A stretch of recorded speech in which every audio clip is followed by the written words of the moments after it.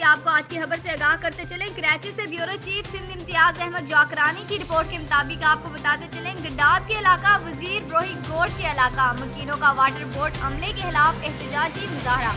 पानी नहीं क्यों बला कर बला के नारे। कराची PS 99 के इलाका वजीर रोही गोट के इलाका मकीनों अब्बास खोखर, लियाकत मुगीरी और दीगर ने वजीर रोही गोट मेन चौक पर पानी के खिलाफ एहतजाजी मुजाहरा किया। इस जमन में मुजाहरीन ने सहाफियों से बातचीत भी की कि 2 महीनों से हमारे गोट में पानी नहीं आ रहा। मेन लाइनों पर टैंकर माफिया का कब्जा है। कई बार इंतजामिया और MP हलीम आदल शेख और आला हिकाम से मुतालबा किया है, लेकिन सुनवाई नहीं हुई।